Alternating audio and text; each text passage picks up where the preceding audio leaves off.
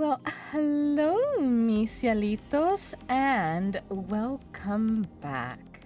Hello, Twin I see in the chat. Thank you so much for coming. Coco and Binks are here, and we are continuing Steins Gate. But before we do that, there is something I would like to touch upon, and that is after last stream. Someone commented on the VOD, user called U4486. They were very kind, and they brought it to my attention that someone was arrested for uploading footage of this game. My first thought was that this was probably something that had happened a long time ago when the game first came out in like 2009. But I did Googling, and no, the arrest actually happened in May of this year. Let me read a bit from this article. I found like 2 or 3 on the matter. So the article says, for the first time in Japanese history, police arrested a YouTuber for sharing gameplay and anime footage without permission. Shinoba Yoshida posted footage from Steins Gate and Spy X Family for years, but one of their most recent videos was deemed severe enough to be the final straw. As reported by Japan Today, it seems that sharing footage from My Darling's Embrace, which is the title of another game in this series, it's sort of a spin-off of this one, which kind of puts aside the story elements and focuses just on the romance, from my understanding of it. It led to the YouTuber being arrested. Not only did Yoshida make money from the videos, despite not having permission to use footage from the game's rights holder Kadokawa, but one of the videos spoils the game's ending. My Darling's Embrace, that one came out in 2019. Needless to say, this did concern me, and I started looking more into their regulations regarding streaming the games. On their official English website, they do not touch upon the rules. Well, actually, now that I think about it, I went to the Steins Gate official website, not Kadokawa, so I should look on that. I do not know how to speak or read Japanese, so I was not able to look into the official Japanese website, but I do plan to ask Kanetsu if she can look into that for me. In the past, Kanetsu has helped me. For example, The House in Fata Morgana, which was a different visual novel that I streamed years ago. When I started looking into that, I saw that originally there had been some... They did ask just to stream to the demo, and with Kanetsu's help, I was able to reach out to them and get explicit permission to do the entire game. Oh, wow. Yeah, I still have that email because I'm just like, ew, they were so nice. I had no idea, huh? I don't know if they still have those rules, but yeah. So having looked at the case, it seems that this person was not just uploading footage of not just games, even apart from the Steins Gate series, but also entire anime series. And more importantly, they were monetizing those videos. Yeah. So yeah, it was a pretty damn egregious thing that he was doing. I currently do not monetize any of my YouTube videos or profit off of them.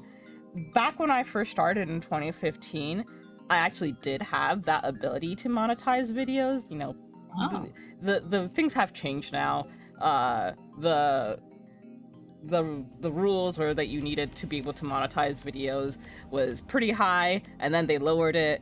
But even back then, when I did have the ability to monetize my videos, I made the active decision not to, because I figured I'm so tiny, I'm not going to make enough money off the videos for it to even be worth it. So I don't want to punish the people who are giving me their time by forcing them to sit through ads. So yeah, I've never monetized my videos, and in the future, if I do get that opportunity, I would like to, and if that ever comes up, then there probably will be videos that I will private, or at the very least, I'll keep those videos unmonetized. But yeah, right now I'm not making money off any of these. Yeah, so I think the rules now is like you have to be, what, over 1,000 or something? I actually think they lowered it, so I don't remember exactly what the rules are. But they did lower the bar. And hello, Sign. Welcome to the stream. Thank you for coming. Hi, Sign. Hello. Welcome. So, just to finish off, here where I currently live in the States, Let's Plays are considered legal under fair use, meaning that as long as we're adding commentary of sorts, reviewing, or using this for educational purposes, we're allowed to stream this game. In the past, we've made plenty of commentary and even done some light searching in order to add context to some things. that are mentioned, or even some things that just kind of come up in our discussion of the game that aren't even directly a part of the game itself. To give an example, last stream we looked into some of Japan's child protection laws. So I do believe that we are within our legal rights to stream this game. However, originally I intended that over time we would stream our Let's Plays all the games within this series. But right now I think we will probably just be doing this one. I honestly did consider dropping this entirely after at least finishing up this stream, but there have been a good number of people interested in it, and I don't want to disappoint all of you who have been kind enough to give us our time. So we will be finishing this game, but unless something changes, we won't be doing any of the other games, or if maybe Kanetsu finds some information on the official website that either gives us more context as to whether we should continue or not. I just wanted to let you folks know that that's something that we're discussing and thinking about. Yeah, we gotta be better safe than sorry. Yeah, and like, I do want to respect the creators. But, you know, the debate about Let's Plays has always been kind of a fishy thing, and to me, I think this actually gives them more money. Yeah, because we're you know, giving attention to it or having people more interested so that maybe they'll play it themselves. Yeah, you know, they'll want to check out all the other routes. Yeah, but yeah, so I don't want to say anything with complete declaration. I do hope that we can finish this. But yeah, so right now the plan is that we will finish this game, but we probably won't be playing any of the others. Mm-hmm. Alright, well, with that out of the way, let us get started. Okay.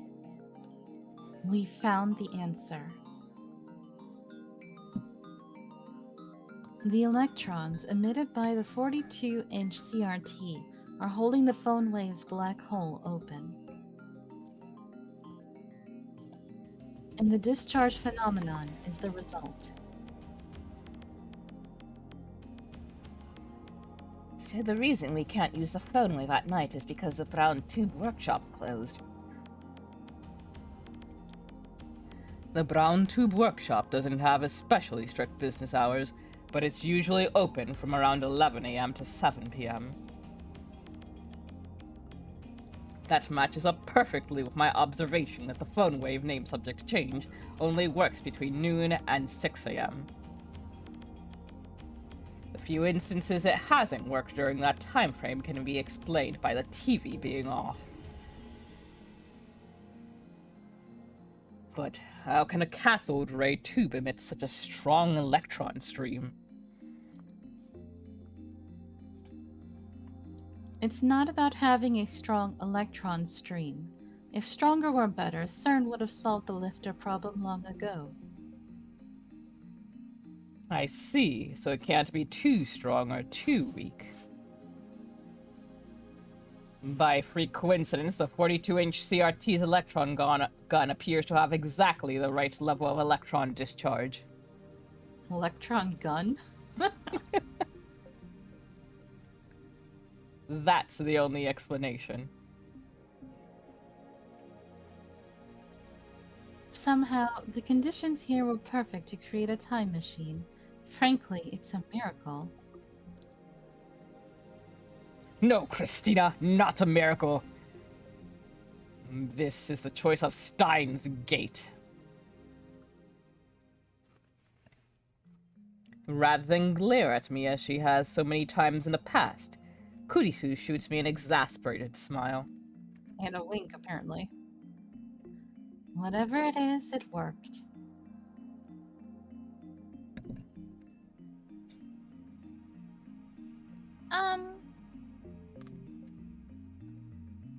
Mayuri looks up from her costume with a question in her eyes. So, what do we have to do to complete Super Phone Wave-chan? It's cute. Now that we've found the cause, there's nothing left to hold us back.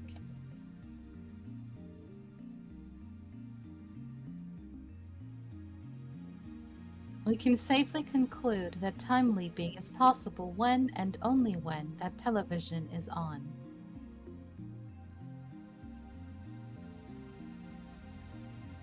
We should probably test it, right? And there's still the final check of the phone wave to do.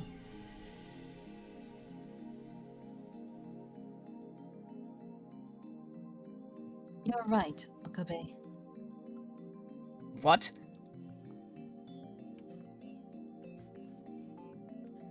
Go downstairs and turn that TV back on. That's hilarious, Christina. Allow me to dub that. Mission impossible! I'm not going back down there! My head still hurts from last time! Next time, I doubt I'll make it out alive. Can't he, like, text, what's her name and ask her to do it? Right? That would be such an easy way to do it. Yep. Whatever. Let's go already. What harebrained scheme is he gonna come up with? Right. Kurisu orders me with a sour look. It's like I'm the assistant here. Heh. If anyone can do it, it's you. You made an amazing discovery just now, didn't you? Assistant mine. Have you finally recognized my greatness as a mad scientist? No. Ah. Damn, that was harsh. Oh, whoops. I was supposed to flatter him so he'd feel like going, right? Yes, you're an amazing mad scientist. You're very convincing, Kurisu. It's too late! Anyway, now that we found the lifter, the time leap machine is 99% complete. Kurisu's expression suddenly turned serious, but I can see the hunger in her eyes and the flush of excitement on her cheeks. She knows that we can stand on the threshold of a new age in science, and she cannot resist the lure of the unknown. I need to figure out how to disable that. I keep forgetting. I just wanted to tell you that Kihadene's games are available. Yeah. That bird. I'll get him one day. You're gonna cook him? Yes. She's a true scientist, no doubt about it. It's your dream, isn't it? To invent a time machine.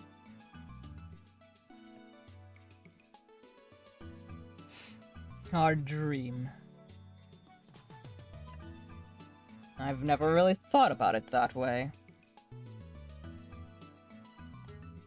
But she's right. My hands are shaking. Not from fear of Mr. Brown, but from excitement. I will become the undisputed Lord of Time! With that power, I will shatter the system and chaos will rule the... Okabe? Kurisu interrupts my speech. How dare she? I wasn't asking Hyoin Kyoma. I was asking Okabe. She spears me with her gaze. I meet it head on. After a few moments, I feel my mouth curve into a smile. I'll do it. Leave it to me. With that, I head downstairs. It would have been so much funnier if in that second he did what we said and he texted her. Yes. A cracked skull and an empty wallet are a small price to pay for science. Kurisu and Daru sent me off with applause for some reason. They're like, that's a dead man walking. Yep. Mayuri's the only one who looks worried, but I pat her head in reassurance. They're like, F in the chat for him. When I get downstairs, Suzuha and the chipmunks are sitting side by side on the bench outside. Oh, Chipmunk, she's so cute. Yeah, Chipmunk.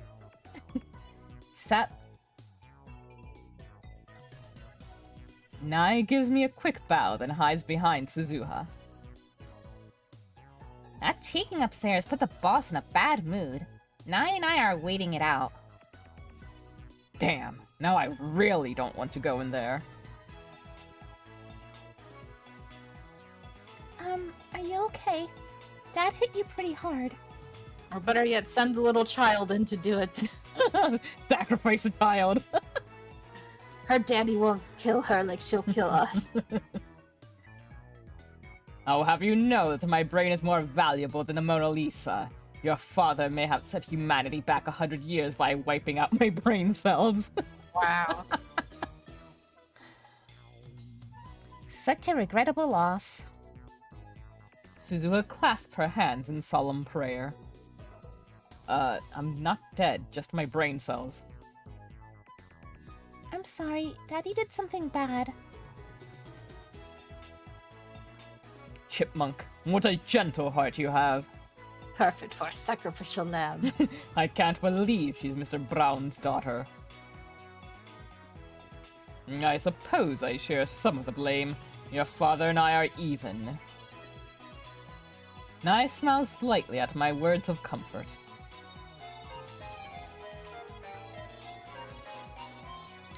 From Lukako. About my Yori-chan. You and my Yori-chan don't go places together. You're both lab members, and I heard you were childhood friends, so I thought... I'm sorry if I misunderstood. P.S. I did 30 practice swings with Samidare. Interesting how now that Lukako is a female, she's been saying she does the practice swings, whereas when she was in the body of a male, it was always like, oh, I forgot. Yeah. Now then, part-time warrior, I have a request of you. I need you to distract Mr. Brown for about 5 seconds. Suzuha's eyes start to shine. You mean seduce him? Oh my gosh, why'd she go there?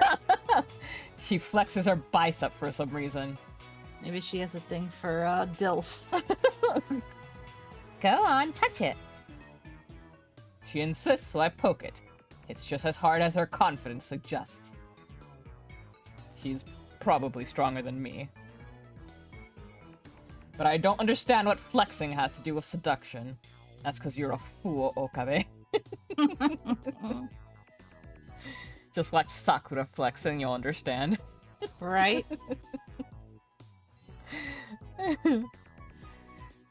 Nobody said anything about seduction. It doesn't matter how you do it. I'm not much of a warrior if I can't handle that. Besides, you said you'd help me search for my father, right? I'm only returning the favor. I see. Then I leave it in your capable hands. Okie dokie. Suzuha, don't be mean to Daddy, okay?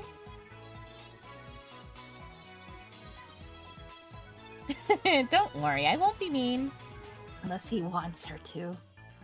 Indeed. Which is still creepy, because I mean, she's much younger, so it's like... Yeah! I want to complain that he's the one being mean, but I just said we're even, so I refrain. Wait here, Nai. The chipmunk nods. When we enter the store, we find Mr. Brown cleaning up the pieces of the broken CRT. When our eyes meet, another vein pops on his forehead. If you came to apologize, I'll listen. But your rent's going up, understand? I'm sorry about what happened. I overreacted. As a token of apology, my lab's representative, Amane Suzuha, would like to present you with a gift. Boss, get ready!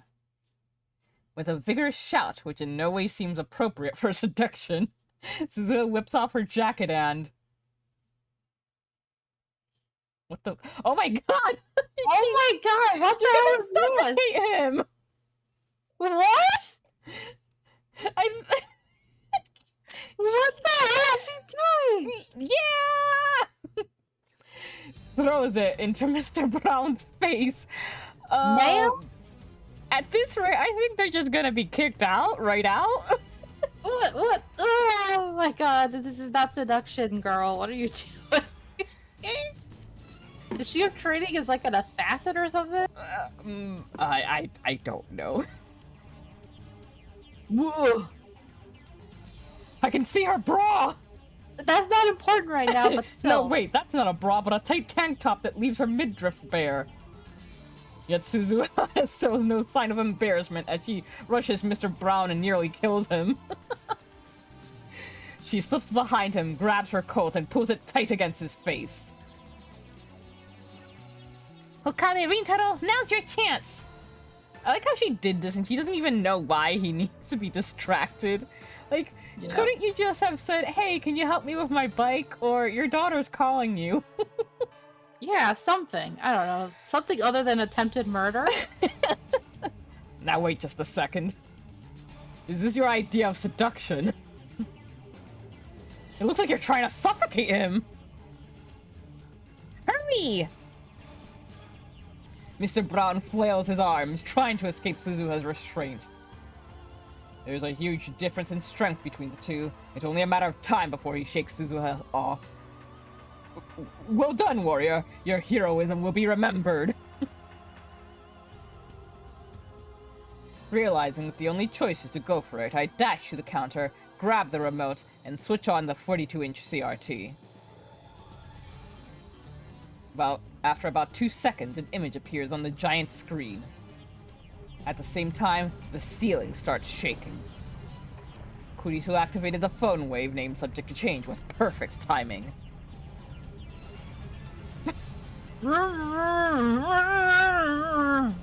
That translates to, I'm going to slaughter the both of you and stuff your organs into a CRT. Right? It's shaking again, Okabe Rintaro. What's going on? Did she really take her clothes off without knowing why? You're a lifesaver, part-time warrior. If you can, keep him restrained for 10 more seconds. During that time, I escaped from the store. What does he think is gonna happen? He could follow you up there and kick you guys out. And he'd have every right to. Yep. Outside, Nai is following earthquake drill procedure, crouching while protecting her head. I ignore that and look up to the second floor. At exactly the same time, Kurisu appears in the window and gives me a happy thumbs up. But a second later, she blushes, shoots me a glare, and disappears inside as if nothing happened. And what's with her attitude? I'm risking my life here! In any case, the experiment was a success. I just want there to be the sound effect of like some booming footsteps, like dun dun dun dun. The 42-inch CRT was the key, as I suspected. Now, how do I explain this to Mr. Brown?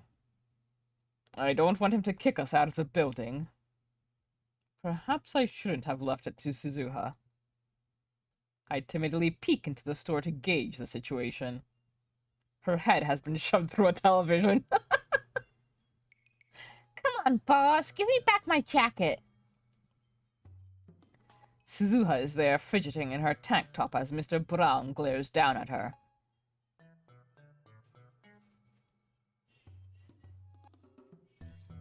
Shut up. I'm confiscating this. Wait, her jacket? You pervert. I guess it was an attempted murder weapon. You're the pervert throwing your shirt in my face like some kind of dancer. That was pretty kinky. Gotta remember to thank Okabe after I kill him. Sir? Sir. My sympathy for you is receding. Right? Maybe he did deserve it to be. No, but he's a daughter, so I'm like, ah. Kinky? Don't say stuff like that. It's gross. Anyway, you can work like that for the rest of the day. Go stand out front and use that flat tummy of yours to attract customers. Ew! I'll tell Nay on you. Huh, who's she gonna believe? You or her old man? She just tried to kill you. Why are you so, like, chill? Damn. No problems here. So the seduction strategy worked, I guess. Mr. Brown, what a guy. What a fucking weird guy. Yep. A little while later, I'm lying on the sofa watching high school baseball. Kumamoto and Aichi are locked in a fierce struggle for the playoffs. Just then, the clack-clack of the sewing machine in the lounge suddenly stops. Ocarine, can you come here? She motions to me while holding the costume. What does she want? I walk over to her. Can you hold this for me? Spread it out like flap. Mayushi, say fwap again. Flap. I got a fwap. Oh my god, his nose is bleeding. Stop. Stop it already, perv. There's too many of them. That one I don't get. Well, Like, I know it's a sound effect, but for what? In yaoi manga, I see it a lot. Okay.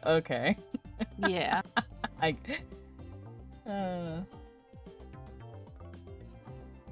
I follow Mayuri's directions and spread the costume out by the sleeves.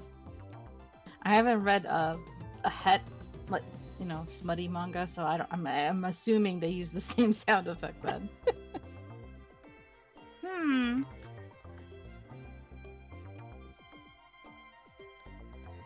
She inspects it from a few paces away.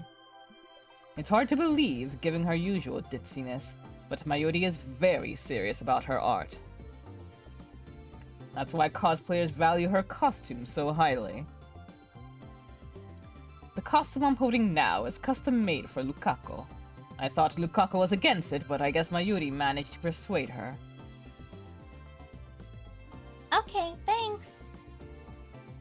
Mayuri looks tired. She's been working all night. But that doesn't dim the brightness of her satisfied smile. Finished. It's done. Yep, I finished before Chris-chan. We were racing. You win, Mayuri. Congratulations. Damn you, assistant. She treats me and Daru like garbage, but Mayuri gets the sisterly touch. Sisterly. Yeah, right. Or the cousin touch.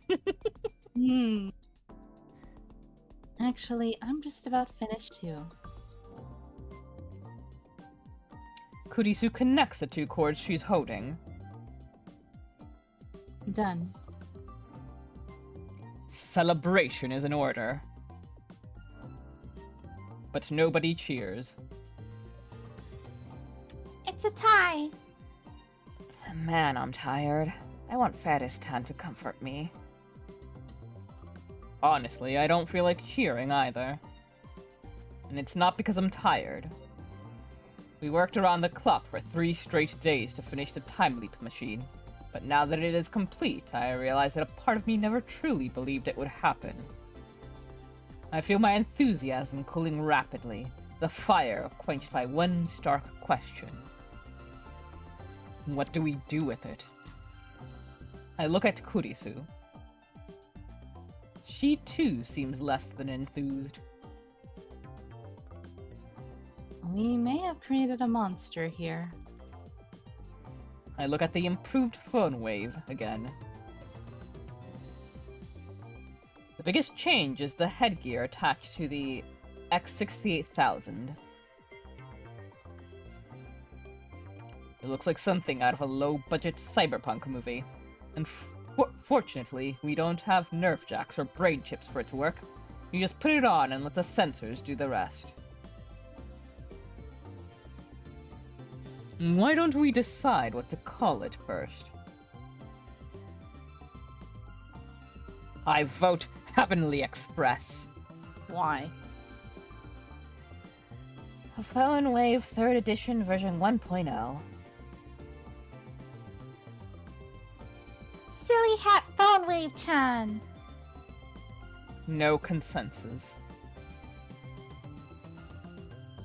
You guys have too much free time. Does that mean you're abstaining from the vote? Time leap machine. That's terrible. Come on. Simple is best, right? I mean, that's what Okabe's been calling it for the past 2 days. Looks like my assistant has zero naming sense. I don't want to hear that from a Chunibyo headcase like you. Ho-ho! So Makisashi knows the word chunibyo. I sense your otaku level is quite high. I heard it from a friend. I have no idea where it comes from. Embrace your cringe already, Kurisu. Right? A bald-faced lie. She should just confess to being an at channeler. Kurisu meets my grin with an icy glare. It's up to you, Mayuri. Choose one. Whenever the lab is divided on a name, the right to decide belongs to Mayuri. Oh, that's cute.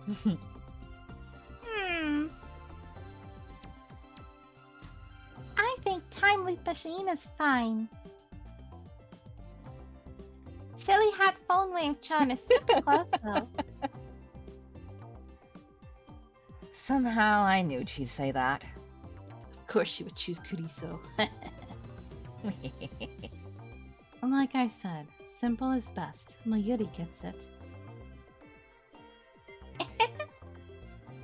I want to object, but it's an unwritten rule not to complain once Mayuri's made a decision. Very well, Time Leap Machine it is.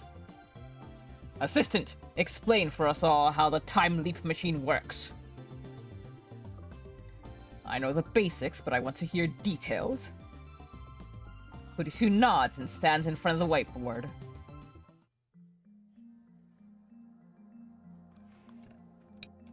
In short, this device converts memories to data and sends them to the past.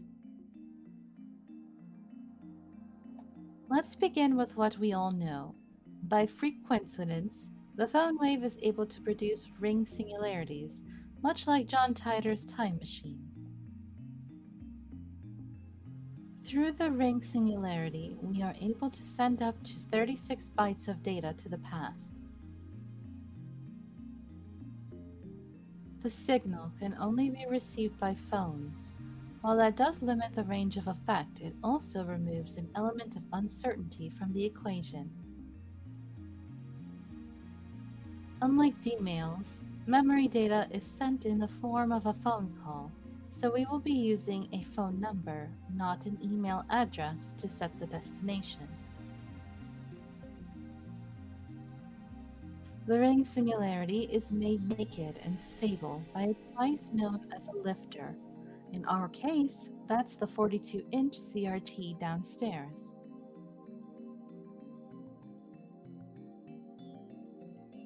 She explained the basics.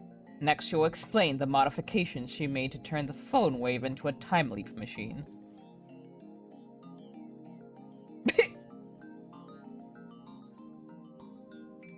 The phone wave now has headgear attached.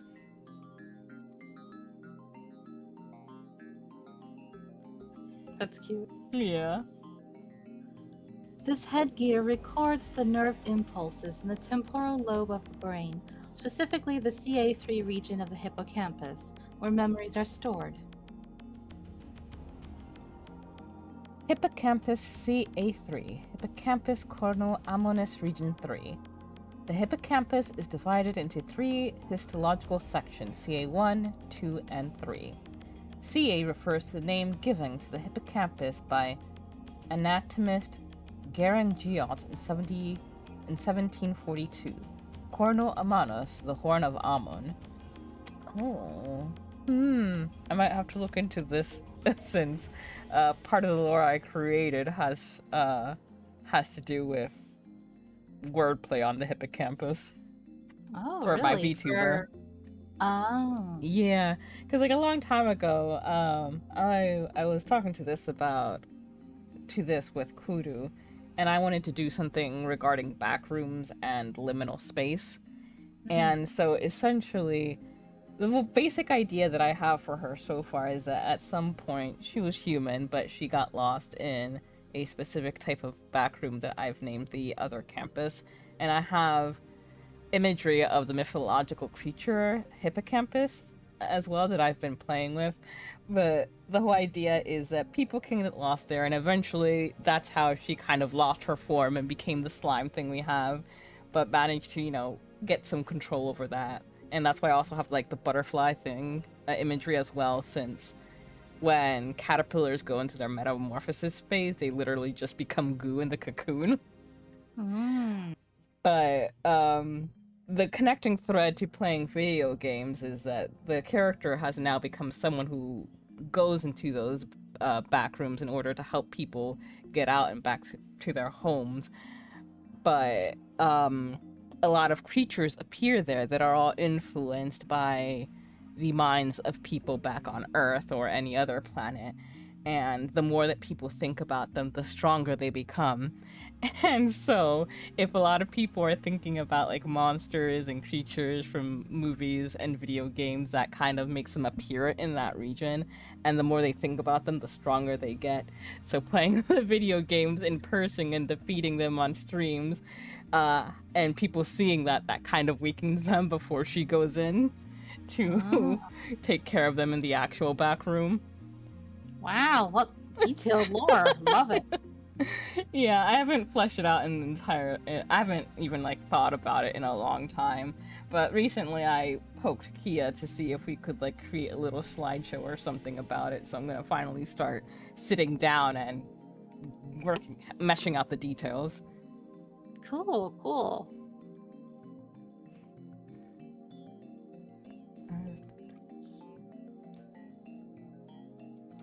Then, using VR technology, we encode the nerve impulses into electrical signal data. Hello, Ruben. Welcome to the stream. Thank you for coming. Hello, welcome. Oh god, sign. Yes, tentacle monsters. I mean, she had me at slime, but now tentacle. You came at a great time, Ruben.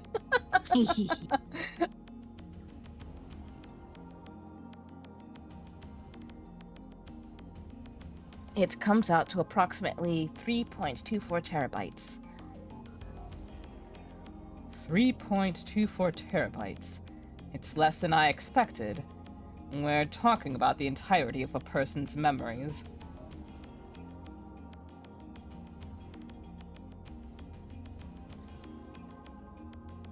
By the way, we'll set it up so that the data decodes automatically after a certain amount of time.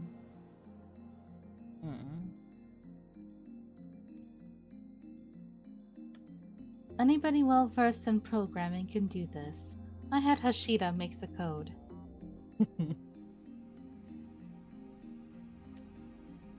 Anyway, next we send the memory data through the net to the LHC in France.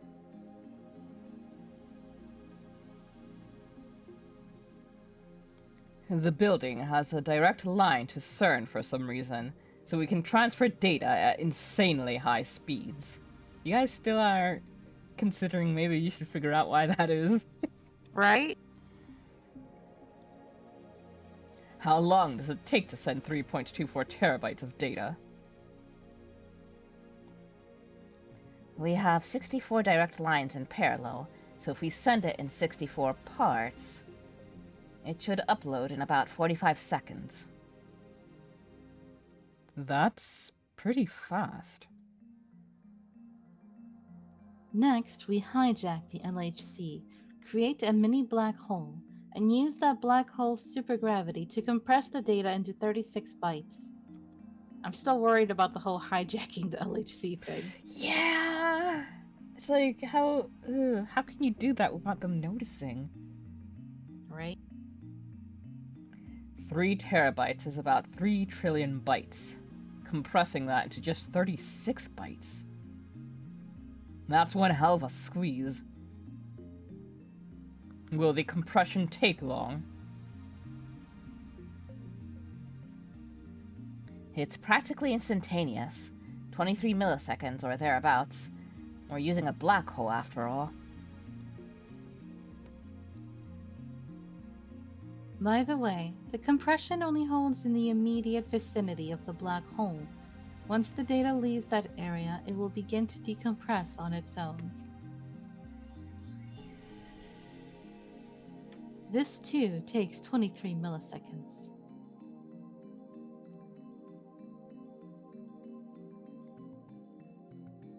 It has to make it back to the X68000 and into the phone wave within that window.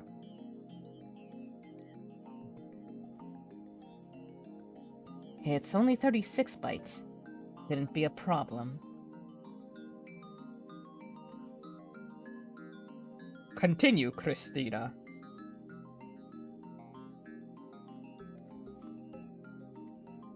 While the data is being compressed, we use the phone wave to generate a Kerr-ring singularity. When the electron discharge phenomenon occurs, we take the 36-byte data, patch it in, and send it to the past. This part is just like a D-mail. The data travels to the specified time where it arrives at the recipient's phone.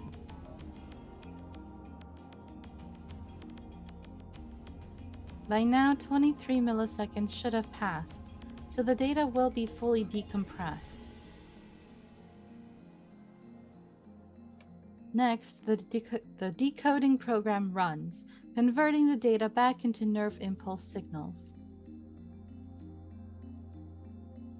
These signals are discharged from the phone's earpiece at approximately 0.02 amperes, a pretty weak charge.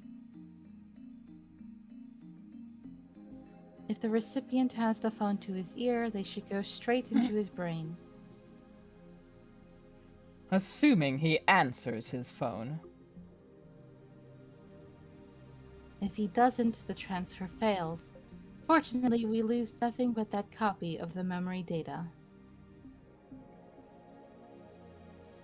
Why a phone call instead of an email?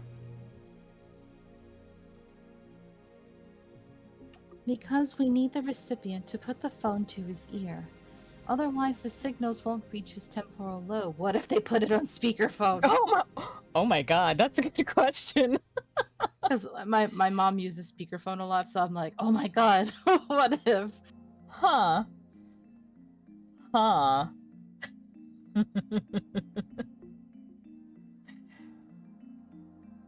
It goes into every room you can hear it, right? that would be the really fascinating and amusing one. But if it needs to be right up against the ear, I guess it just wouldn't reach them. But Yeah. I really hope that they do touch upon that in at least one of the games, because that would be fascinating. Mm-hmm. Oh, imagine just being blasted with someone's entire life. Ruben says, I always find it funny that the longer we go, Okabe really grows into the role of team leader. Yeah, you can see a change from the beginning. And I'm sure it's just gonna grow.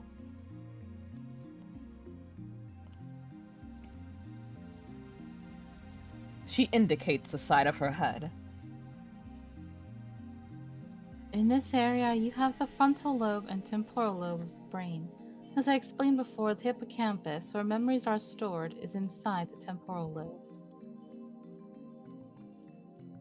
The phone sends out electrical impulses that pass through the temporal lobe and into the hippocampus, overriding the recipient's memories. I wonder if there's fanfic about that. Like that. At the same time, the phone sends impulses that stimulate the frontal lobe as well.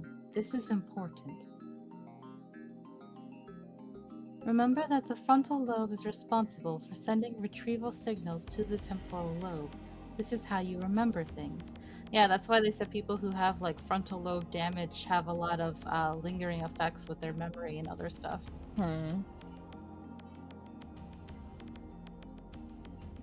By stimulating the frontal lobe, we force it to send retrieval signals key to the new memory data. Thus, the recipient recalls all of those memories as if they were his own.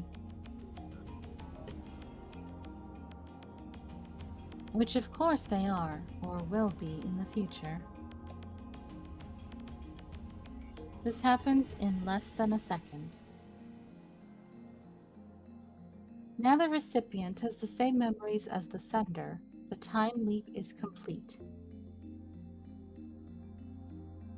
If the data came from 1 week in the future, the recipient will remember that week as if he experienced it firsthand. Ruben says, even if it's all pseudoscience, with how detailed it is, it's really convincing. I love it. I love it. Mm-hmm.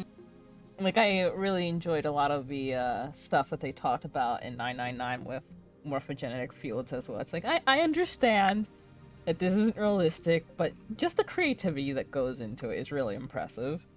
Yeah. Time hijinks are always fun. Mm-hmm. Or very tragic and sad. One or the other. Sometimes both. Right? We need to be aware that consciousness and personality aren't transferred. Both of those depend on the recipient. I thought I misread that, but no, I didn't. Explain it with boobs. Please, Daru, why are you like this? Boobs? You mean like the ones on your chest?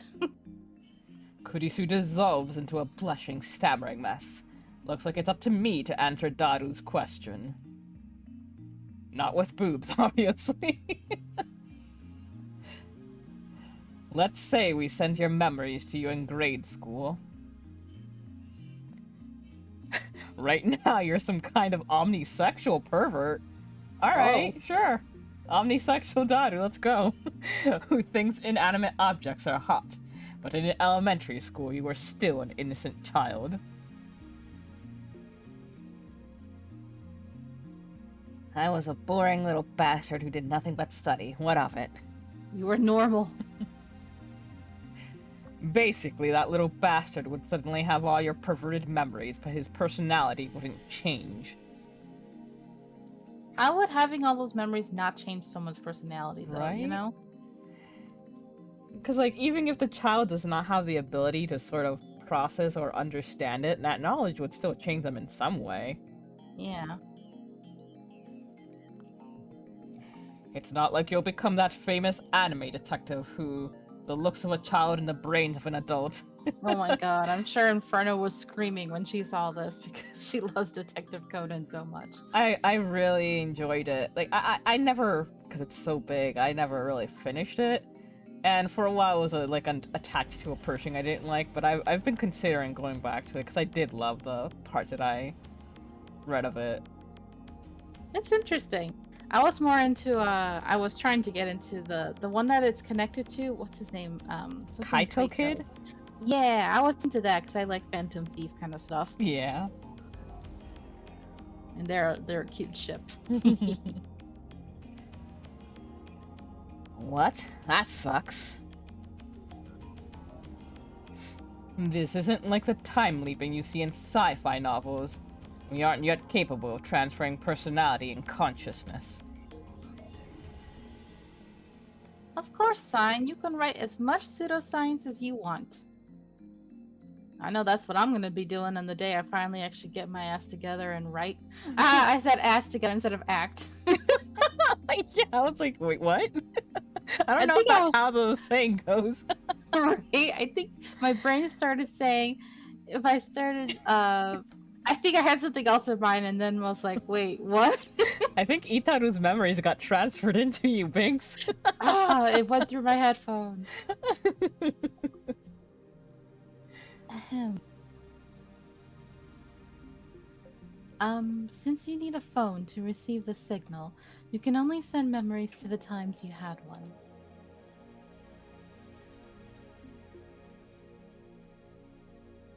We also need to make sure that the sender and recipient are the same person. Oh, maybe the little touch button here.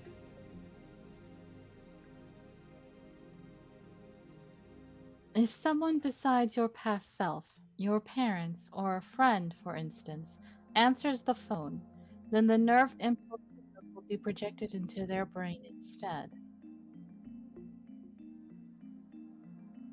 If that happens, your memories could overwrite theirs, which would obviously cause serious damage to their psyche. Well, Ooh. there's our answer.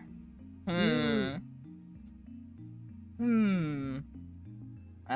That's a delicious horror story waiting to be written.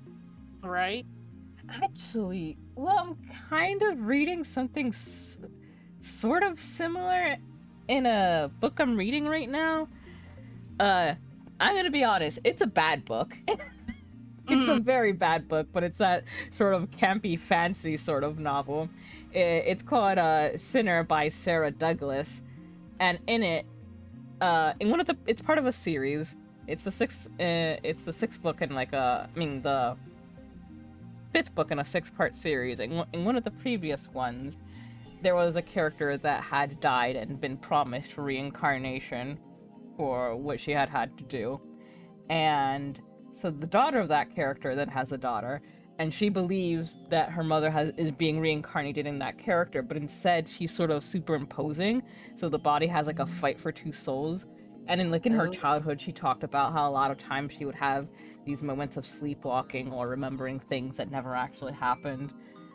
And that whole aspect is pretty interesting, and it's also horrifying. Just kind of wish it had been in a better book. So is the book itself the only problem, or is the whole series pretty bad? The whole series is pretty bad. You're still reading it. Yeah, like I said, it's one of those. I first read it when I was in like 6th grade, when I went to this sort of educational camp, and I didn't really have any friends, so I kind of had an attachment to that because it was my getaway from being surrounded by kids I didn't really get along with.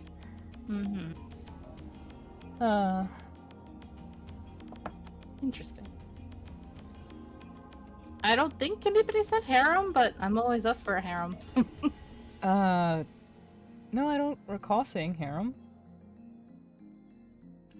Kurisu ends her explanation and takes a short breath. The lab falls into silence. I exchange glances with Kurisu and Daru.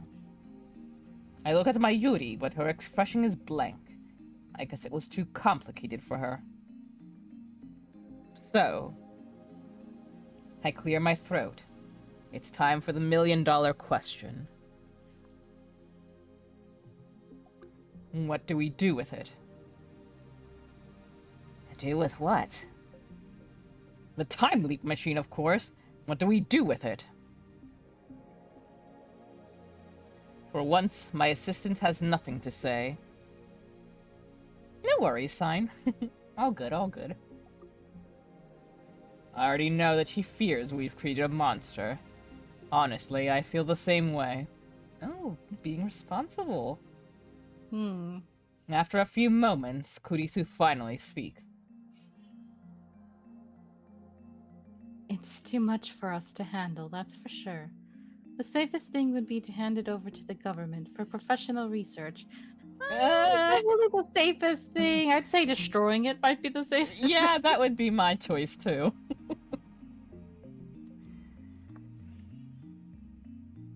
I can tell that she's not pleased to have reached this conclusion. She obviously would prefer to experiment with this technology. After all, it's humanity's first time machine. We've finally taken our first steps towards godhood.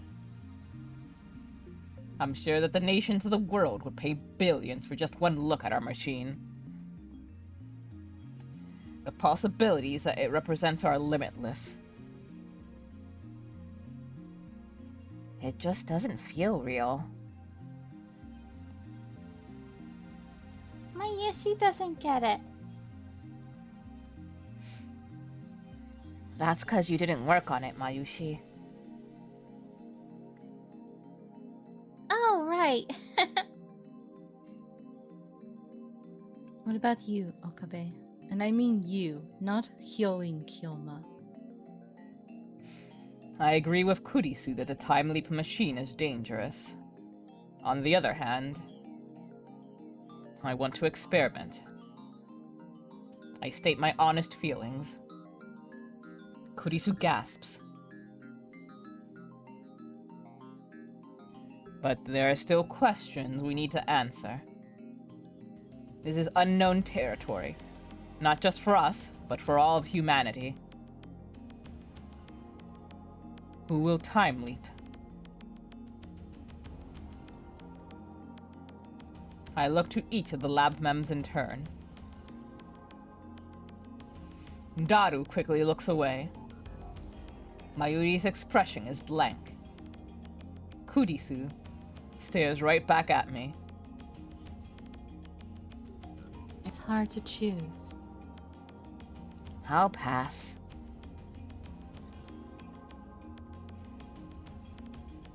Not a single person here wants the honor of being history's first time traveler. Get Suzuha, she's up for anything.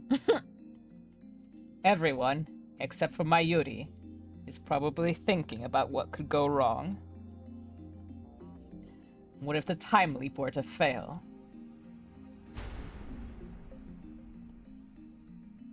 It's not like CERN's time machine. The possibility of becoming a jellyman is 0. The machine sends data, not the real thing.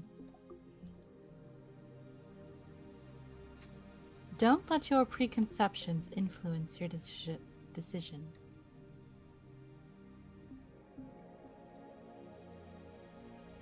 You might say it's like a cut and paste of your brain.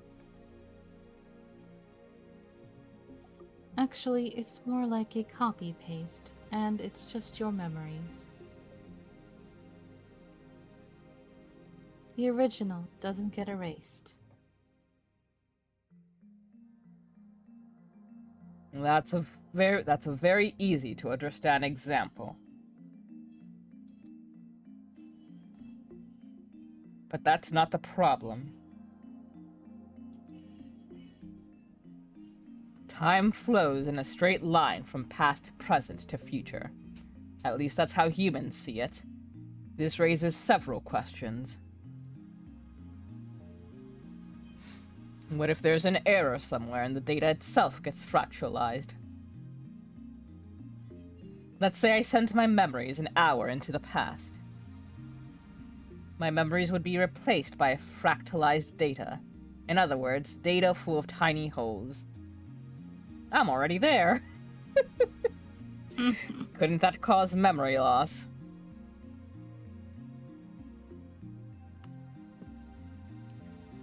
I suppose. 1 hour later, we arrive once again at the present. At that time, the me who lost his memories an hour ago and the current me conflict in my brain. Which data set survives?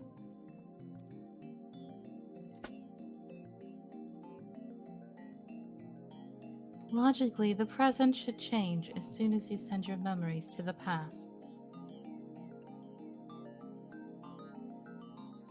The current me disappears then. So then, it's not a copy-paste at all, is it? I don't know. No one's ever experienced time travel before. When we send a D-mail, the world is reconstructed on the change we made to the past. I'm the only one who's aware of this, however. We don't know what happens when you time leap. If it's the many worlds interpretation like Tyder said, then the instant you time leap it creates two possibilities. One where you shift to another world line, and one where you travel back in time on the same world line.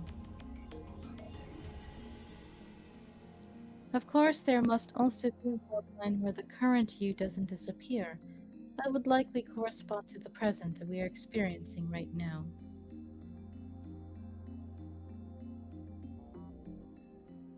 But that's only if the many worlds interpretation holds in the first place. I thought you didn't believe what Tyter had to say. I'm talking hypothetically. tighter. Doesn't matter right now. Yep, speaking of Copenhagen. Wow. If it's the Copenhagen interpretation, then every possible state propagates through space as a wave function. When a particular state is observed, the remaining states collapse and that state is fixed. Wave function. In quantum theory, a function representing a quantum state. Scientists are not sure if wave functions represent reality or are a convenient mathematical abstraction to describe what goes on in quantum mechanics.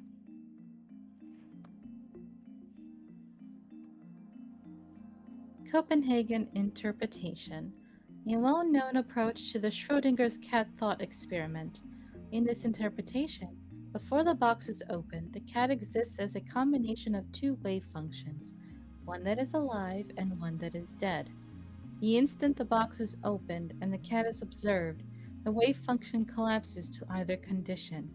If the cat is alive upon opening the box, the wave function collapses to become a live cat. Conversely, if the cat is dead, the wave function collapses to become dead cat. Another quantum approach to this experiment is the many worlds interpretation.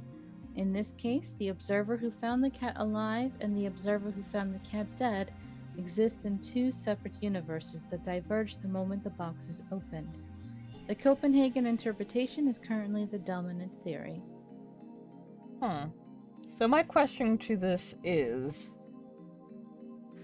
I feel there must be something else to this whole idea of wave function that I'm missing, because I feel like giving it such a term makes it seem more complicated than it really is.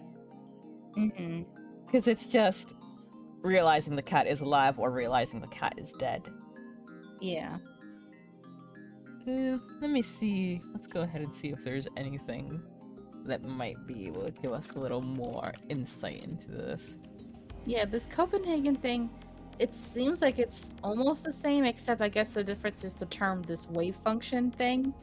That's the only difference I'm seeing.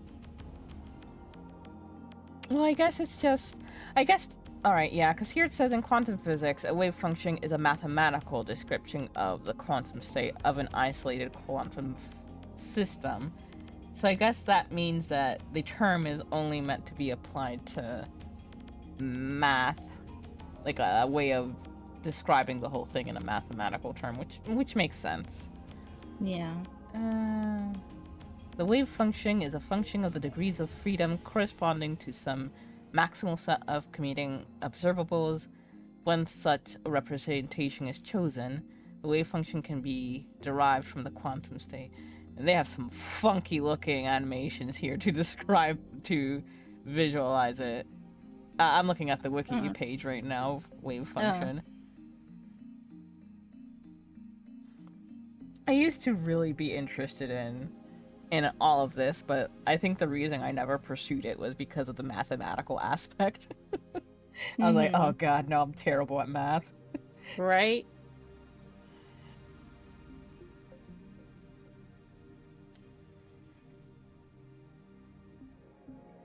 Now, let's see. Ruben says, to be fair, Okabe has always been responsible hitting under that bombastic persona. He tends to hesitate when it feels like it's going beyond his toony fantasies and represents real danger to his friends and himself. Yeah, we've really seen the mask drop when it comes to when we've realized the depths of what CERN is doing, or when we've gotten those two threats.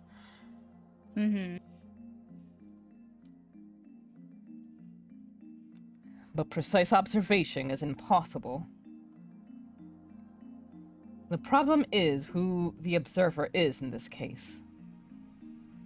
Wouldn't it be a third party, like me or Mayushi?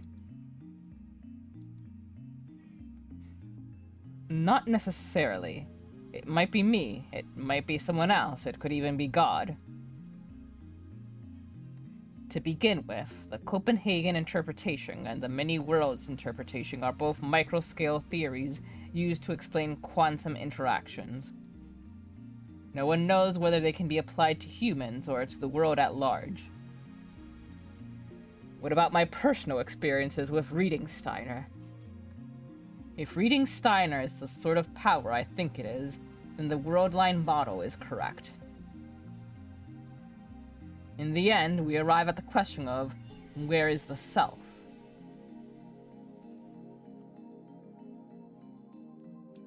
This time leap machine only sends memories. That I guarantee.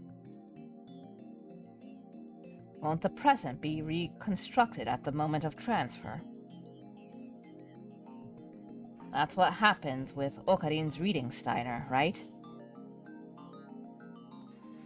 That makes sense where D-mails are concerned.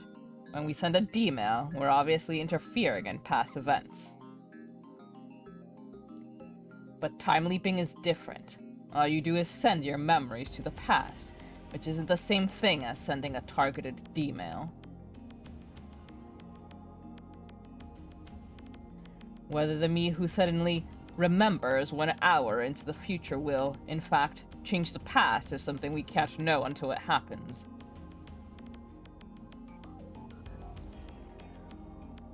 I'm getting confused. It sounds like we're talking about the soul. Isn't that a religious question?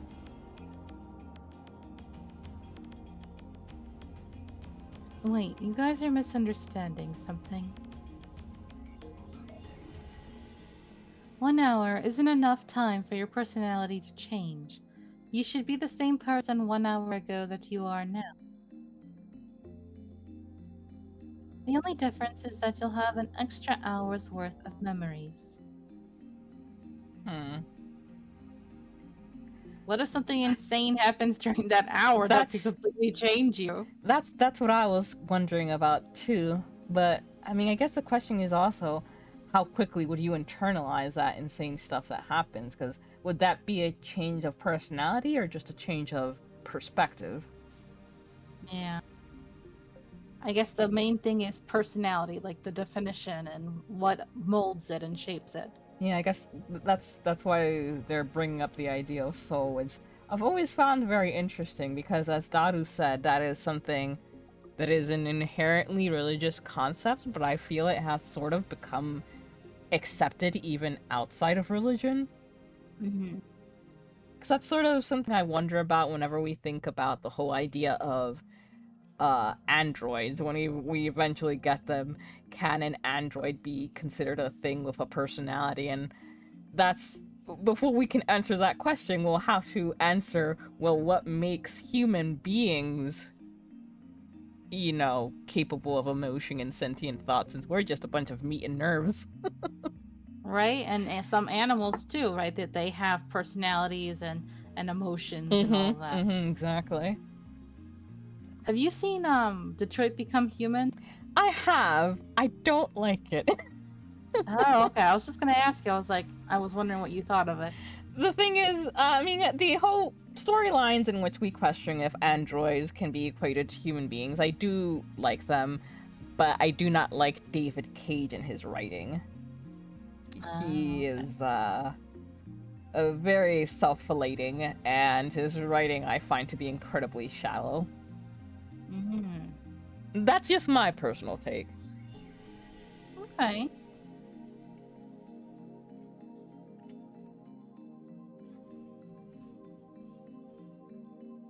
How can you be sure? Well, I can't.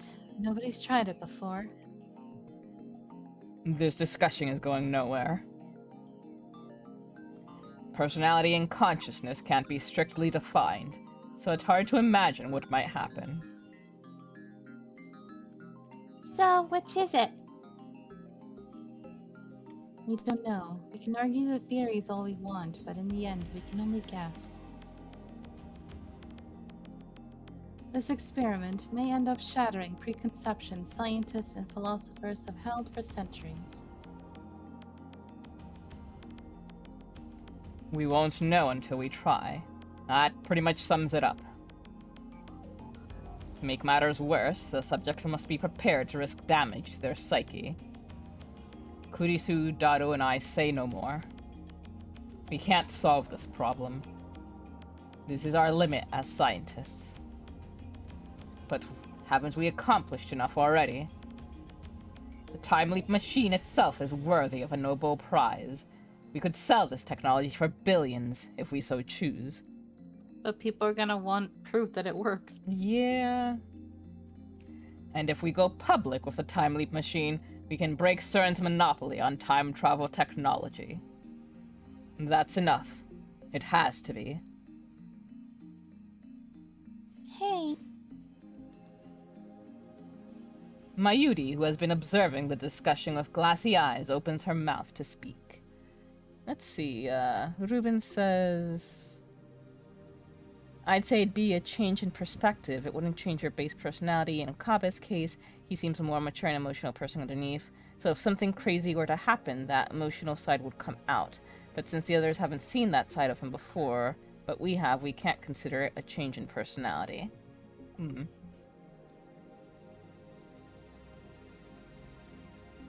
I have an idea.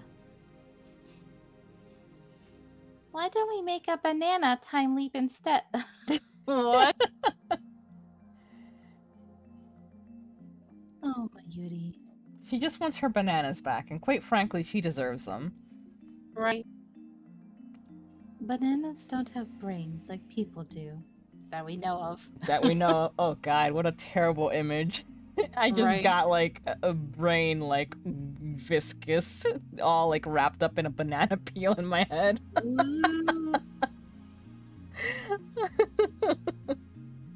Oh, you need a brain, huh? Mayuri never changes. The atmosphere in the room gets a little more relaxed. Let's not experiment. We'll entrust the time leap machine to a suitable research institution. Then we'll announce it to the world. Thanks to the lightning of the mood, I can finally say what was on my mind. Neither Kurisu nor Daru objects. No one has touched the time leap machine since that discussion. Ridiculous as it sounds, I can't shake the feeling that it might suck my memories out and fling them into the past.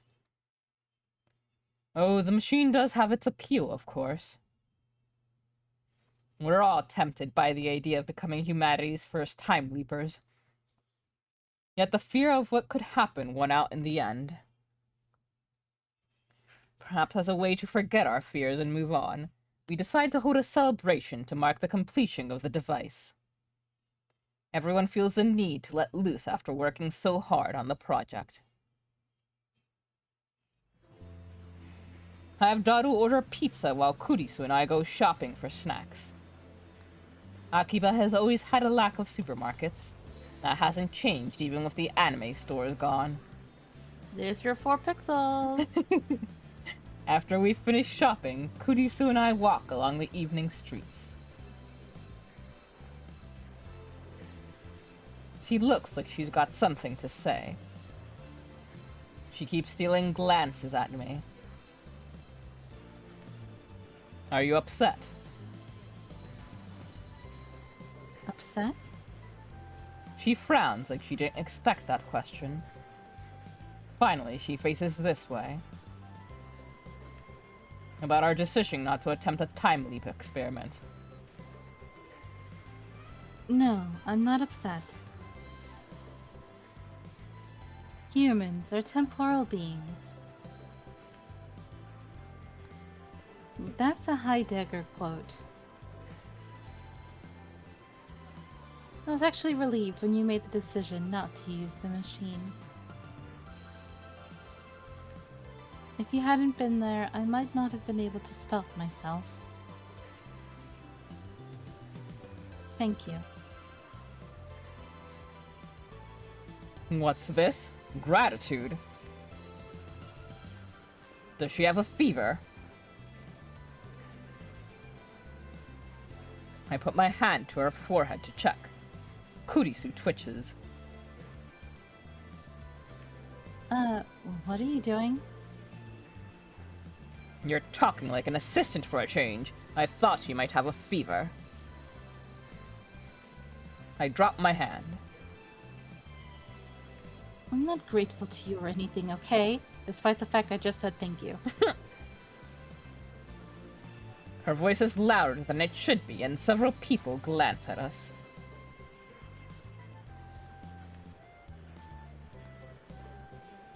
Kurisu blushes and hangs her head. If Daru were here, he'd probably get all excited and say, "A real tsundere, sweet!" Anyway. Kurisu clears her throat and returns to her usual sour expression.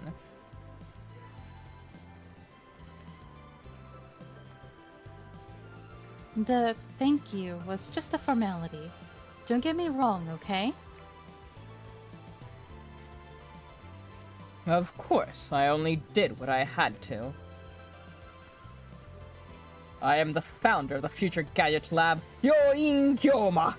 My first priority is to protect the welfare of my lab mems. You know, like an evil person does. So I have no need for your thanks. And yet you always talk about plunging the world into chaos.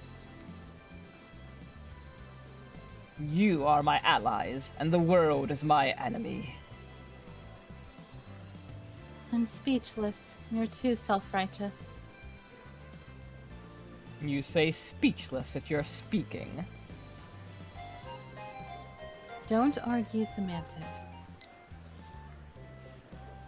Oneself. Don't forget what Tighter said. Tighter said a lot. Right? It's quite mysterious, really. It's only been 2 weeks since Kurisu and I met.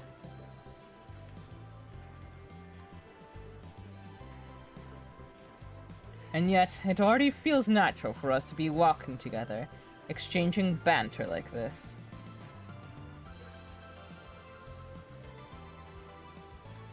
Perhaps pooling our efforts to create something new, dangerous though it may be, has brought us closer together.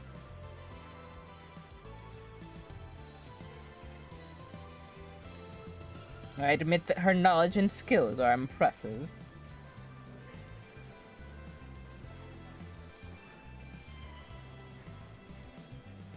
I'd like her to remain at the lab if at all possible, but she said she's going back to America this month. It's already the 13th, so I wonder when she plans to return. I decide to ask her. Oh yeah, I forgot to get a plane ticket. I got too caught up in improving the phone wave. Going public with the time leap machine will send the world into an uproar. We also plan to expose CERN, remember? You may not be able to go back to America for some time. I guess you're right. I should call Mama and let her know. Looks like things are going to get busy. Naturally, I want Kurisu to stay with us to the end. A little bit after we return to the lab, Mayuri gets back.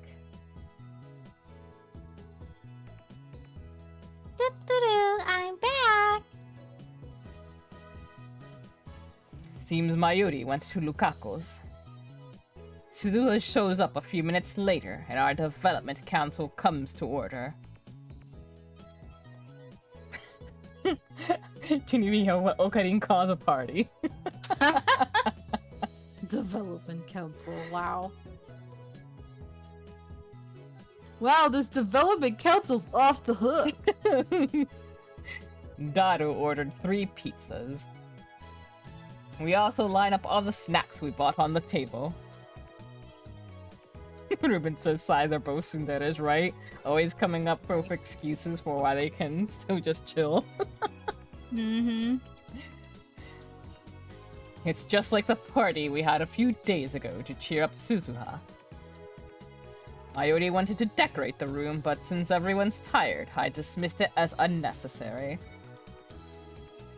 Looks like Suzuha managed to retrieve her jacket from Mr. Brown.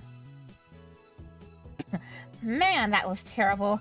I was stuck looking like an exhibitionist all day.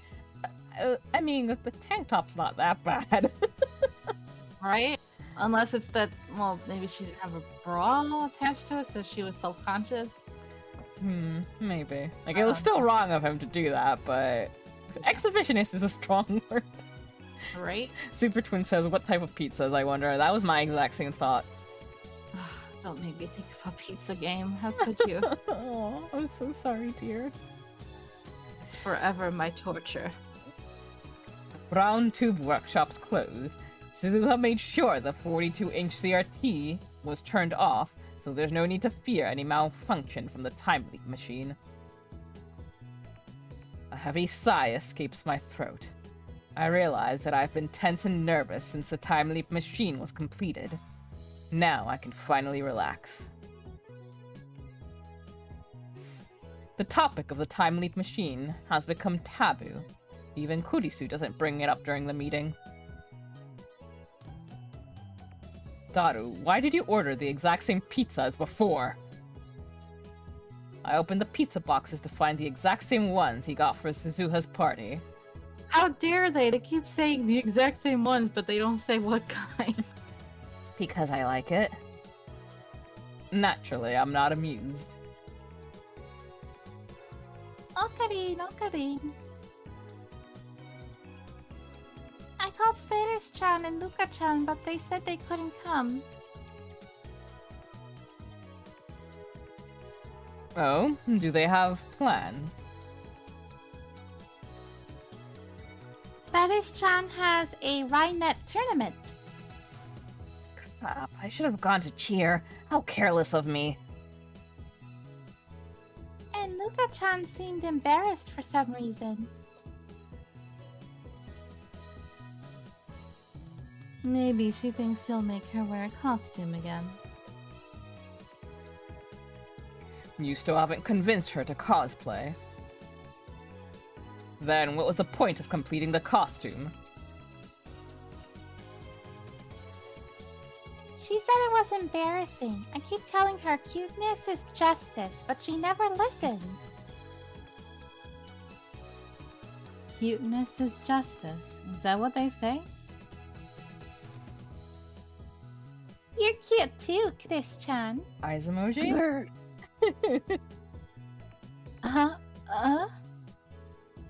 Kurisu doesn't know how to react. He blushes and Mayuri starts teasing her like a drunk old man. There's no alcohol at this party, of course. They're so cute. Hey, Komima's coming up. Wanna go? Yes. I can't make something new, but I have a costume of Post-Awakening Sera from Bloodtune I made last year. I think the size is just right for Chris-chan, too. Me? Cosplay? Kurisu looks conflicted. Then she murmurs. I'm sorta interested. She sure could have fooled us before, pretending to have no interest in otaku culture. But I refuse to do it in public, though. Oh, just for you and Mayuri in private. You don't have to show anyone, but eventually you'll want them to see. The cosplay demon compels you. You are the cosplay demon, Mayuri. The cosplay demon. Oh no, Shitake wa Sumugi. Wait, is that her name? Sumugi, right? Yes, yes. I don't know why my brain was like, wait, did I say the right name? That reminds me, Chris-chan, you're always wearing that cute uniform. What school is it from? Oh, this? Kurisu lifts up her necktie. I attended Ayamain for about 2 weeks. I modeled this outfit after their uniform.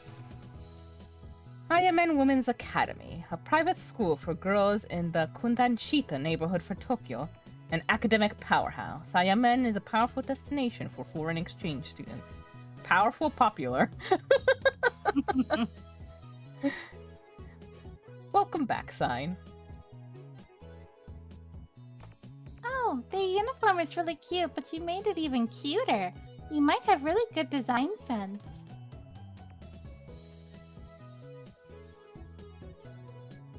I'll bring the costume tomorrow, okay? Will you try it on then? Sure. Looks like Kurisu approves of the cuteness is justice philosophy. When's the photo shoot? Good to know you're still a pervert, Hashida. Come on, it's Bloodtoon Seda. She's got Panmoro going on. Panmoro? Hanmoro? What is... Alright, time to look that up. Panmoro. Yep. I'm surprised they didn't define it like they do everything else.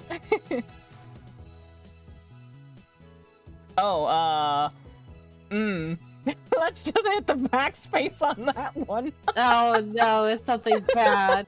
Like, I didn't... Thankfully, no images came up, but immediately all the results had porn in the name, so I didn't look into it closely.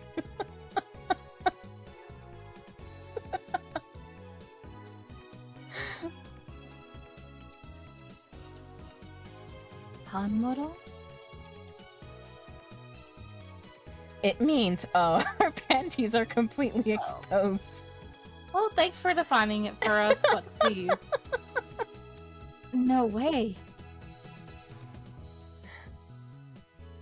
It's okay, you look cute. You might not notice, but last year there was a really popular saying. They're not panties, so it's not embarrassing. It's plenty embarrassing, trust me. Wear it, okay? It's a promise. She just wants to see her like that. And maybe you shouldn't bother. Suzuha speaks, her tone sharp. She's scowling at Kurisu again. Suddenly, the atmosphere in the room changes. Please, just tell us what's going on. You're asking for trouble by trusting Makise Kurisu? What's that supposed to mean? Naturally, my strong-willed assistant isn't one to back down from a fight. Sparks fly between the two girls. I've been meaning to ask, did I do something to you? Not to me, but I know everything you've done. What do you mean? I've done nothing to be guilty of. Perhaps, but I know your true nature. Wow, you can see into my heart. That's groundbreaking technology. I'd love to hear how it works. It's not science, it's a prediction. So you're just making it up. I know. Uh-oh, we've got a situation here. Okay. Mayuri clings to me with teary eyes. Stop them from fighting. This looks like a job for the one and only Yoin Kyoma! I mean, I feel bad for Kurisu to be having to deal with that all the time without knowing why. Yeah. I insert myself between the two girls. Break it up, you two. I, Yoin Kyoma, shall decide this dispute. They both glare at me. Although I'm afraid for my life, I harden my resolve. The mission must succeed. First, I focus on Kurisu. Assistant, I didn't raise you this way. I can't believe you just said that to her. You idiot. You didn't raise me at all. If you want to become a true mad scientist, you must learn to keep your emotions in check, even as you cackle your way to victory.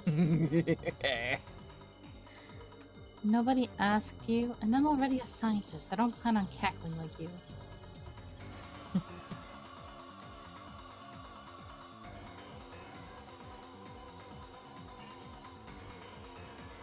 Next, I switch to focus on Suzuha.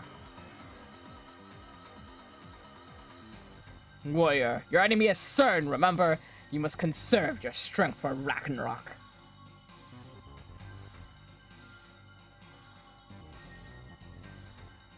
I warned you before, Okabe Rintaro. Makise Kurisu is a threat. What? You're going to mention that here? Now? Oh, what's this about, Okabe? Their eyes are like laser beams boring into my skull. I want nothing more than to flee for my life. But Mayuri is watching me anxiously. I need to defuse the situation.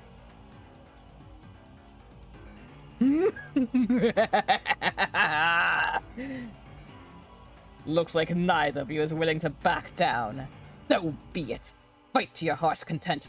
Fight until there is no more fight to be had. Then share a manly handshake by the river and let friendship blossom. But in the future, when it comes time for you to venture out into the real world, I hope you remember one thing. Nobody likes a mood killer. Shut up. Getting yelled at by both of them at the same time sends shivers down my spine. It's coming. I quickly seize my right arm. Why now of all times? Calm down, right arm of mine.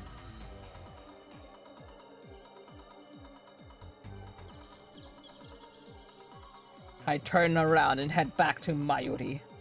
You mean you tactfully retreated? I'm sorry, Mayuri.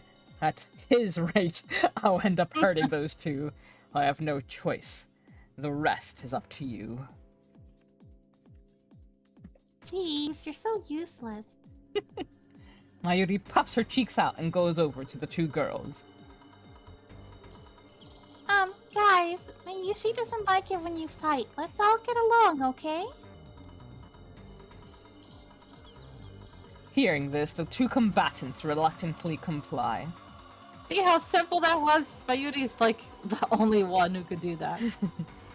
I expected this would happen. Mayuri is the oil that keeps the gears of this lab churning along. The throbbing in my right arm dissipates. Daru comes over to chat with Suzuha, and gradually peace returns to the lab. Kurisu is in the development room making a call, probably to her mother in America. I sit on the sofa and watch TV while sipping Dr. P. The TV is running a game show where contestants guess the prices of popular items at high-class restaurants. Mayuri sits down next to me. She peels a banana and begins eating it. Finally, she gets to have her banana. Right? She earned it after what she just had to deal with.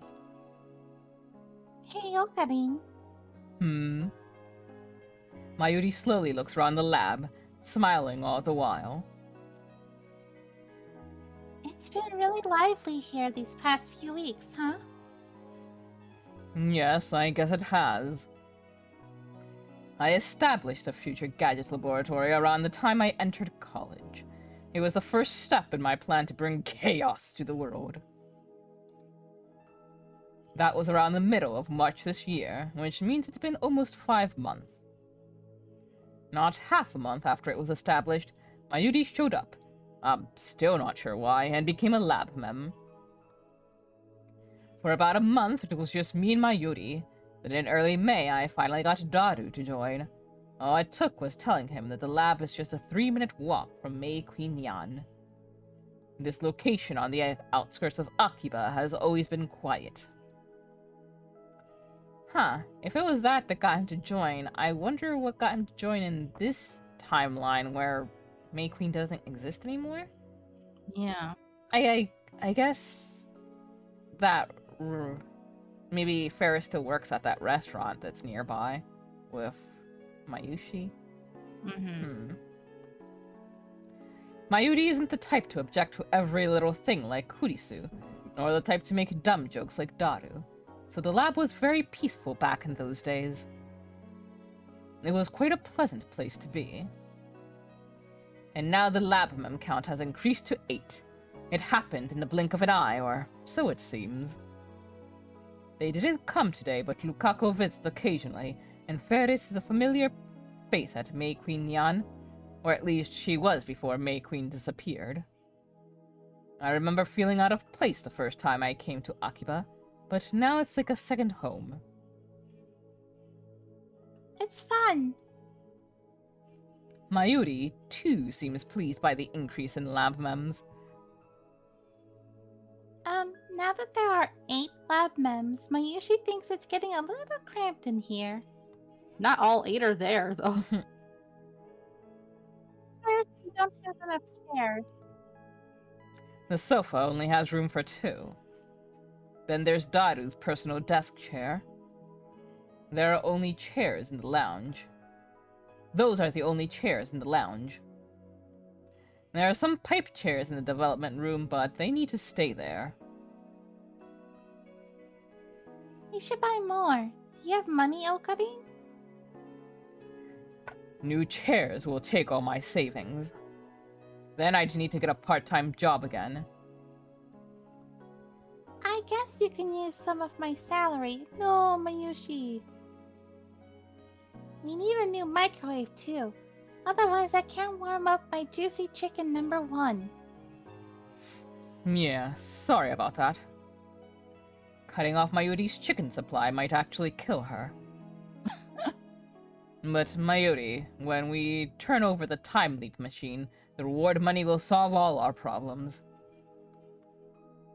Will it be enough to pay for chairs and a microwave on top of the higher rent? It'll be enough. More than enough. Wow, that's great, Okarin. Why are you so happy? Just look, we've made so many friends. Welcome back, Twin. You missed a fight that almost started up between Suzuha and Kurisu, but Mayushi was able to break it up. And now she and Okabe are talking about buying some more furniture for the lab. Yeah. There's Daru-kun, Chris-chan, Luka-chan, Suzu-san, Moeka-san, Ferris-chan, Bron-san, Nai-chan, and more. Why are you including those 2? She gazes wistfully into the distance. In the spring, when you started this lab, you seemed so lonely. Now you're fine. You don't need me to be your hostage anymore. What do you mean? I tried to ask, but before I can finish, an urgent news bulletin appears on the TV. Terrorist bomb threat suspends Yamanote Sobu Keihin Tohoku lines.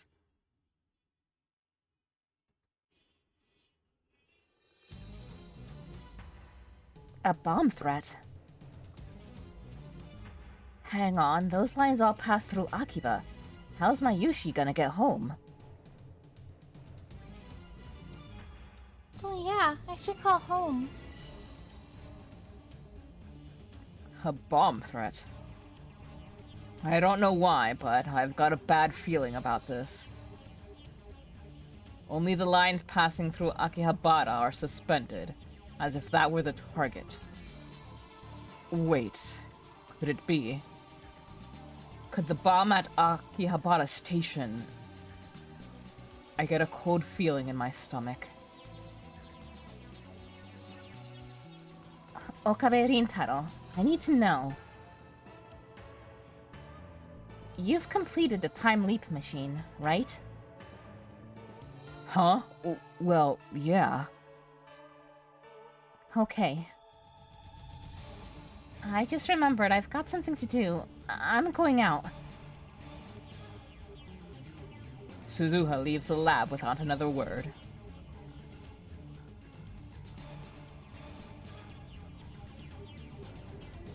What's wrong with her? Suzuha's acting strange. Is it related to the bomb threat? Why did she just ask about the time leap machine? Something occurs to me. The 2 threatening emails I received. We're watching you. You know too much. Who sent them? And there's more.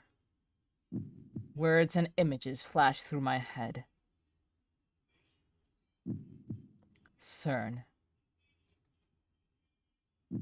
The LHC. Jellyman. The Z program. Government secrets. The organization. Men in Black. The Committee of 300. The Time Leap Machine. What did Kurisu say?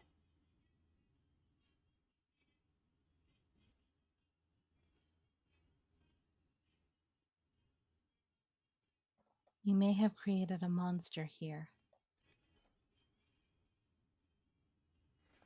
Taken separately, each of these elements was insignificant. But if I consider them part of a single line, they all point to one inescapable truth. We've come too far. Fear seizes my heart in an icy grip.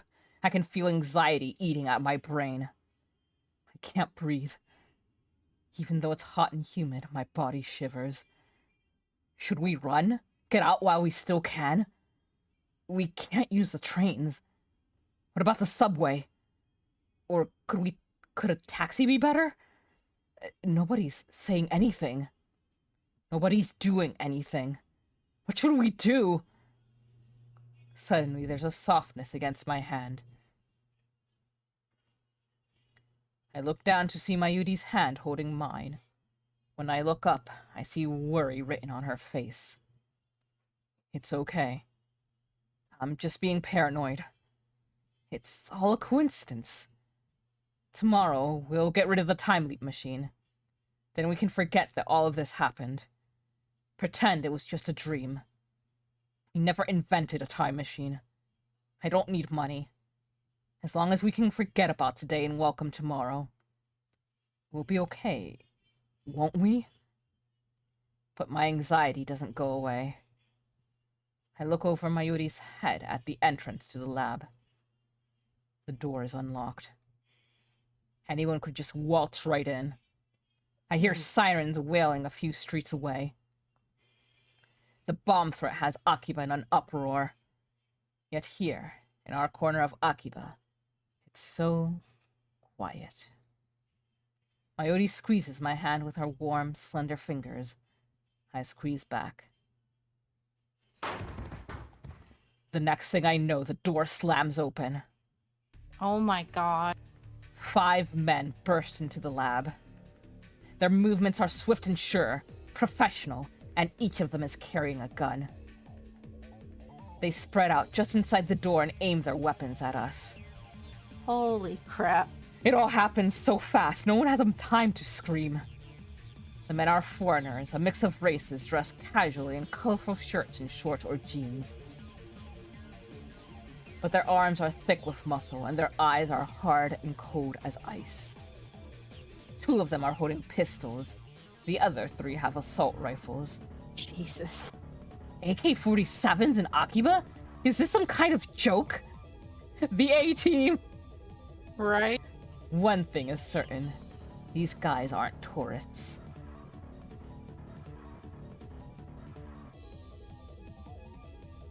Hands in the air. Nobody move. The dark-skinned crew-cut man barks an order. It feels like I'm dreaming. But I fall asleep watching an action movie. This is the first time so many people have gathered in this room. Suddenly, the lab feels small. What an odd thing to be thinking at a time like this. The first to obey is Daru. Then Kurisu raises her hands. Then me. Last is Mayuri. Silence. Time seems to grind to a halt. The men say nothing, but their guns remain steady, muzzles pointed at us. On the TV, a comedian laughs. What is this? Are we on candid camera? Then I hear a new sound coming from outside. The sound of high heels. A woman is coming up the stairs. Are these men waiting for her? Oh, we have a lady boss? Is she their leader? A squad of battle-hardened commandos led by a beautiful woman. It's like something out of a manga. Yeah. Nothing seems real. Before long, the woman appears.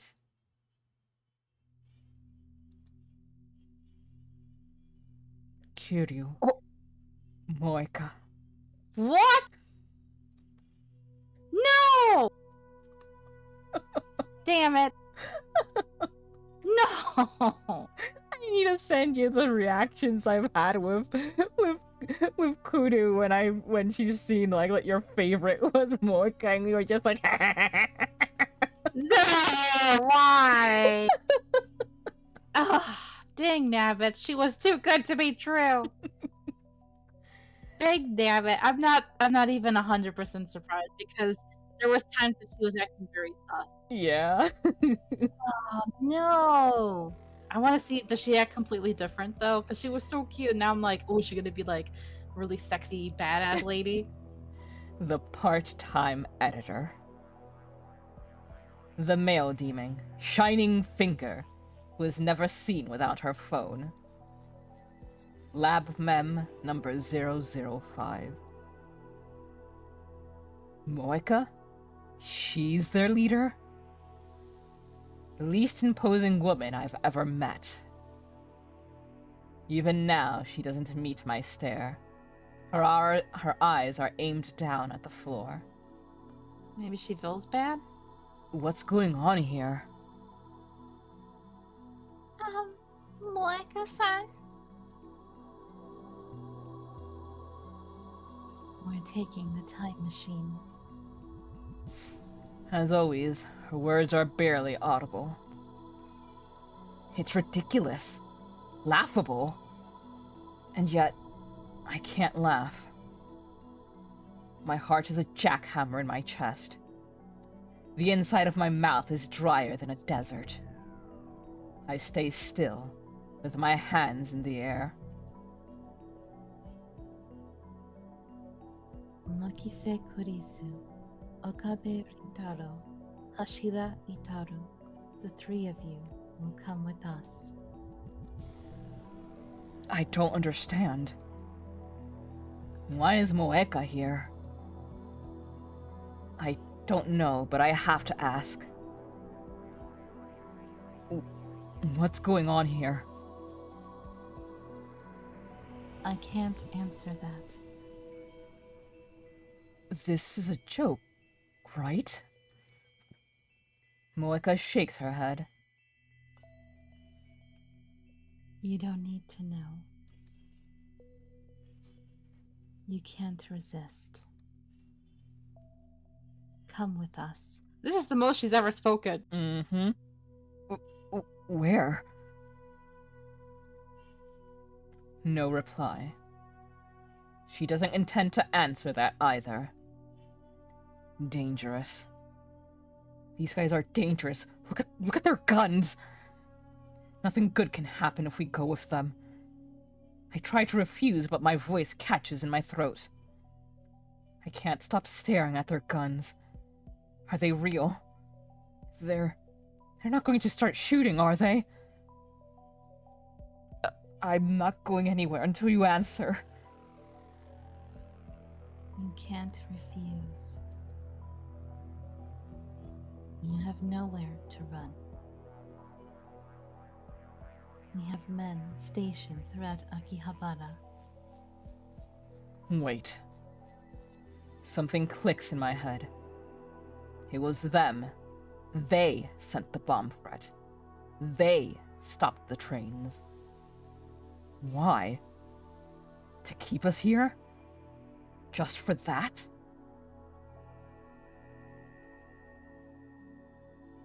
I don't want to hurt anyone. The three of you, come with us. Why? Kurisu, who has kept silent until now, finally opens her mouth. Why just the three of us? That's when I realized that Mayuri wasn't included in Moeka's demand. He only wants Kurisu, Daru, and me. Maybe that's a good thing, and they'll let our poor little Mayushi go. Perhaps. I'm not answering your questions. Come with us. It's your only choice. We're not getting anywhere. Oh, Karin. Daru's voice is shaking. I turn my head to look at him. He's deathly pale. Don't you think we should do what she says? But unless she tells me the reason... Honestly, I have no idea what to do. My heart is still fluttering in my chest. It seems more like a dream than reality. I'm not a military otaku. I've never seen a real gun. The black shine of their weapons looks somehow tacky. They lack the imposing feel you expect. I'd believe her if she told me they were fake. Mayuri suddenly speaks up. Moeka-san, you're a lab mem too, aren't you? It's as if Mayuri asked my question for me. Moeka was a strange woman, but I welcomed her as a lab mem all the same. What is she thinking right now? In answer, Moeka pulls a gun from her belt and points it at us. Oh shit. I realize that Moeka isn't holding her phone. This is the first time I've seen her without it. Not like that matters now. Moeka's gun hand is trembling. Is the situation affecting her too? Well, she said she didn't want to hurt you guys, so... It must be. She's terrified of talking to people. Our mission is to silence you. Silence us? Your refusal to come will change nothing. Does that mean she plans to kill us? Why? What did we do? Who sent you? Who are you people? Moeka suddenly lifts her head. For perhaps the third time since I've known her, she looks straight at me. Her eyes are dark and empty. Are from CERN. CERN?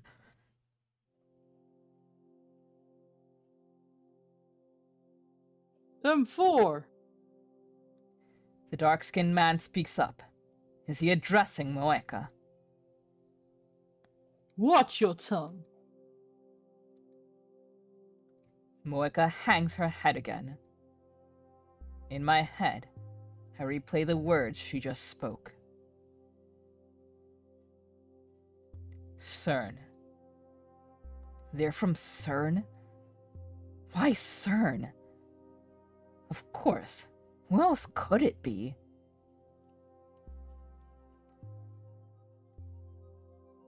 Come with us, now. Moeka raises her voice in frustration. If you continue to resist, I'll have to resort to extreme measures. Moeka slowly raises her gun. She points the muzzle at Mayuri. How dare you! My whole body instantly goes cold. Sheena Mayuri is not needed. Stop! Oh, there we go. Finally get to see her. She looks fucking hot. She does. Damn it! Why do you have to be evil? Why? I'm Well, so salty right now. we already knew your taste lied with evil women. Yeah. But you're the same, so I don't feel too judged. I lunge at Moeka, but the dark-skinned man is faster. Ouch.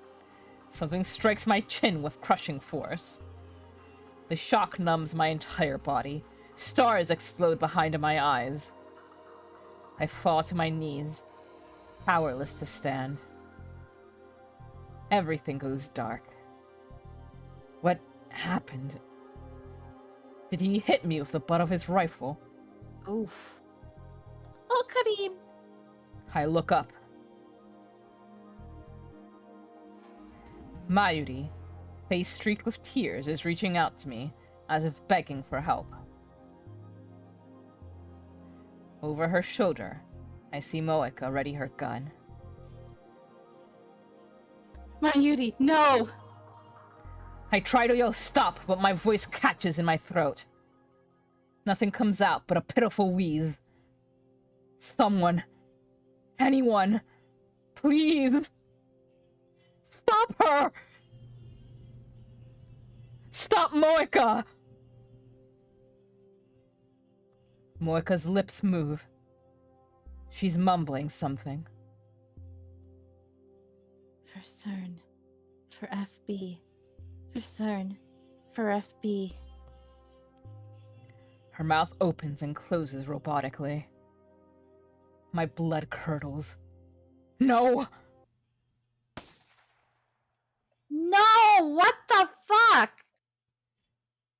Sharp. What the hell? Yeah. Yeah. I don't want to play anymore. I know we could do time travel if we could get access to the machine, but aren't they gonna take it? And oh my god, Moeka, how could you? I was gonna say, oh, even if she's evil, she's still hot, so maybe I'll still like her. But to kill Mayuri? Oh my god! Oh my god! I'm like mentally just like a mess right now. What the frick? I've been waiting for some drama to happen, but holy hell! Yep, this is the turnabout. Ruben says slice of lifetimes are over, only depression remains. Steingate truly begins now. Jesus. I hope we could finish playing this game. I'm like, please. Konetsu, I hope she finds something good that's like, yeah, you guys can keep going. Yeah. This is why I was like, whatever we find out, I at least wanted to do one more stream because I knew this was coming up. Jeez. The horror would be to just end it right here, and I never know what happens, and it's just that's it. Oh. Time slows to a crawl. Moeka pulled the trigger.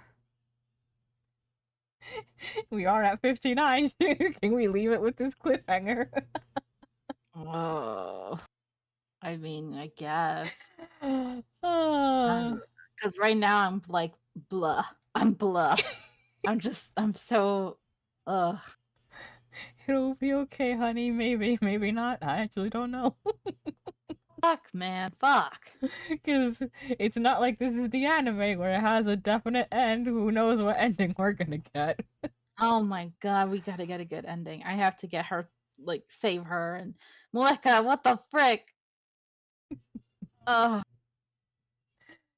No.